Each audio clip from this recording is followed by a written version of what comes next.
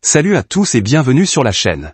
Aujourd'hui, on parle d'un smartphone qui fait déjà beaucoup parler de lui avant même son lancement officiel, le Realme GT 7.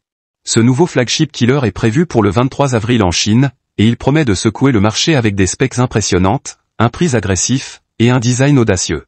Alors, que nous réservent vraiment ces premières fuites et la fiche Geekbench? C'est ce qu'on va découvrir tout de suite. Installez-vous bien, c'est parti.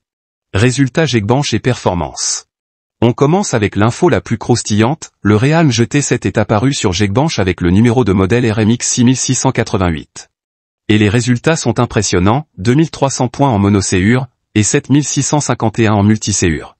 Ça annonce un monstre de performance. Le cœur de la bête, c'est le tout nouveau processeur Mediatek Dimensity 9M IL400+, un SoC très attendu avec un GPU Mali EG925 Immortali MC12 pour gérer les graphismes les plus gourmands. Côté architecture, on retrouve un cœur à 3,73 GHz, 3 cœurs à 3,30 GHz, et 4 à 2,40 GHz. Autant dire qu'il est taillé pour le gaming, le multitâche, et tout ce que vous voulez faire sans ralentissement. RAM, logiciel et interface. Toujours sur Geekbench, le Realme GT 7 apparaît avec 16 Go de RAM, précisément 15,03 Go utilisables, ce qui laisse entendre que d'autres configurations pourraient suivre au lancement. Du côté logiciel, le smartphone tournera sous Android 15, avec la surcouche Realme UI 6, qu'on attend plus fluide et plus personnalisable que jamais.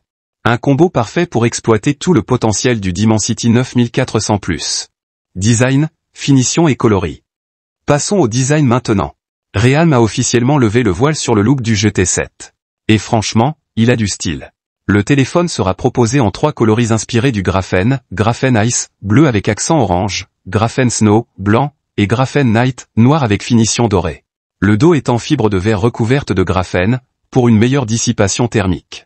Le module photo rectangulaire est logé dans le coin supérieur gauche, avec 2 capteurs et un flash LED en anneau. On retrouve aussi un bouton d'alimentation stylé et une disposition des ports classiques avec USB-C, haut-parleur et micro sur la tranche inférieure. Écran, batterie et fonctionnalité. Côté écran, Realme mise gros aussi, dalle AMOLED BOE personnalisée, rafraîchissement 144 Hz, bords ultra fins de 1,3 mm, et protection oculaire intégrée. On aura aussi un capteur d'empreinte ultrasonique sous l'écran. L'expérience visuelle promet d'être fluide et immersive.